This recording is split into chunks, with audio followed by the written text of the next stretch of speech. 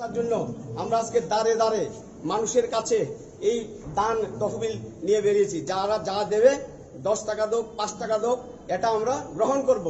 আমরা 10 বছর এই এডুকেশন ডিপার্টমেন্টে আমরা কাজ করেছি, 10টি বছর আমরা কাজ করেছি, আমাদের জীবনের 10 বছর আমরা অতিবাহন করেছি। বাট কিন্তু আমরা আজকে রাস্তাতে বসে আছি 33 ডেজ। সরকারের কোনো হেলদোল নেই। সরকারের যারা এসিতে বসে আছে, এসি কামরাতে বসে আছে, শীত তাপ নিয়ন্ত্রিত কক্ষে বসে আছে, আর আমরা রাস্তাতে পড়ে আছি। সে হলো আজকে সমাজ ব্যবস্থা, এ হলো শিক্ষকের আমরা যা 10 বছর দিয়েছি এটা হলো আমাদের পাওনা, এটা আমাদের পাওনা। এই জন্য আমরা আজকে বেরিয়েছি। দেখো সমাজের মানুষ, দেখো যে আমরা কি পজিশনে আছি। 10টি বছর আমরা আপনাদেরকে দিয়েছি, আর আপনারা এর পরিণতি আমাদের কি দিয়েছেন। তার জন্য আমরা আজকে এই প্রতিবাদ, আমাদের দান দেন আপনারা। এই জন্য আমরা আমাদের যে ডাইরেক্টর অধিকর্তার কাছে এসেছি, আপনি দেখেন আমাদের অবস্থাটা, আপনি আমাদের কিছু দান দেন, সহযোগিতা করুন। আমরা প্রচন্ড অসহায়, আমরা অসহায় আছি শিক্ষকরা। আমরা কি অপরাধ আমরা করেছি আমরা আজ পর্যন্ত আমরা বুঝতেই পারিনি,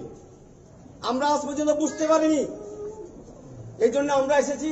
মহাশয়, আপনি আমাদের কিছু দান করুন।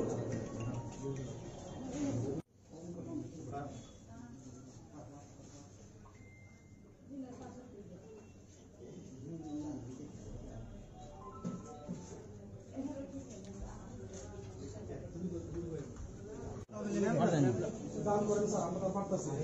10,323 গণধর্ম হয়েছে না, সবাই দিতেছে। 33 দিন অতিক্রান্ত হতে চলেছে। আমাদের গণধর্ণা মঞ্চ আমরা চালিয়ে যাচ্ছি। সর্বস্তরের জনগণ আমাদেরকে সহায়তার হাত বাড়িয়ে দিয়েছেন, কিন্তু তা পর্যাপ্ত নয়। ইতিমধ্যে আমাদের যে সমস্ত দান জনগণ দিয়েছেন তাও ফুরিয়ে যাচ্ছে, কিন্তু আমরা আমাদের এই গণধর্ণা চালিয়ে যেতে চাই। এর জন্য আমাদেরকে সাহায্যের প্রয়োজন। আমরা রাজ্যের সমস্ত অংশের জনগণের কাছে সাহায্য চাচ্ছি, এবং আমাদের এই সাহায্য আমাদের একান্ত প্রয়োজন।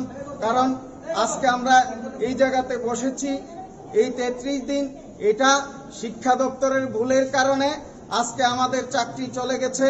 এর জন্য আমরা চাই 127 নম্বর প্যারামূলে শিক্ষা দপ্তর তার সংশোধন করুক এবং আমাদেরকে বিদ্যালয়ে যাওয়ার রাস্তা করে দিক।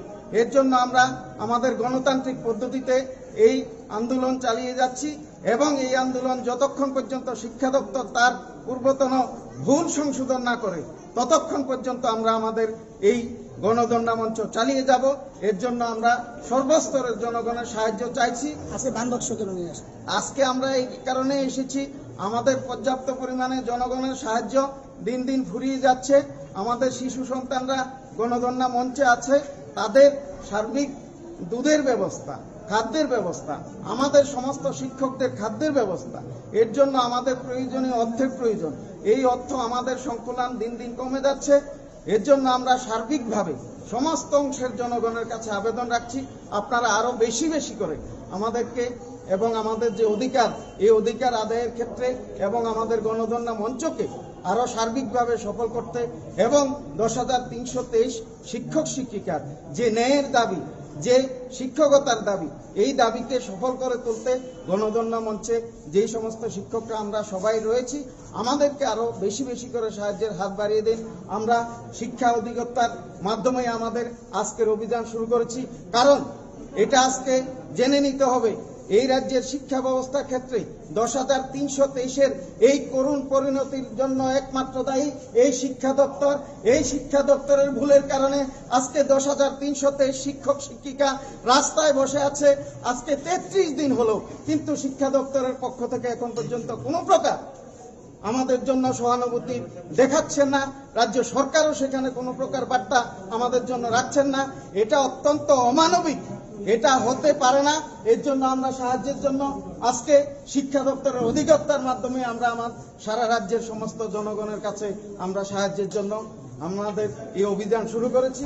প্রথমে ওনার কাছ থেকেই আমরা সাহায্য নেব, কারণ উনিই একমাত্র দায়ী আজকে 10,000 শিক্ষক শিক্ষিকাকে রাস্তায় বসার জন্য।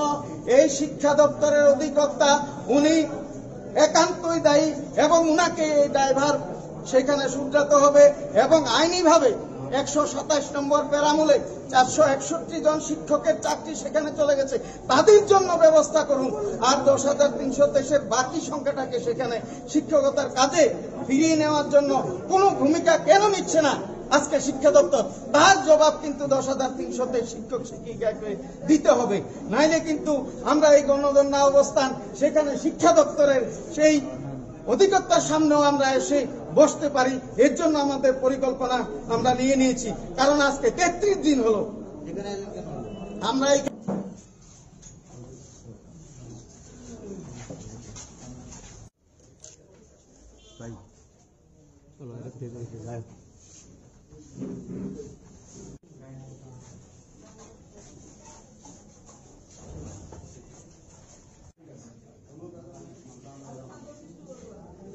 সহযোগিতার দান বাক্স নিয়ে এসেছি, এবং উনি প্রথম আমাদেরকে সহযোগিতার হাত বাড়িয়ে দিয়েছেন।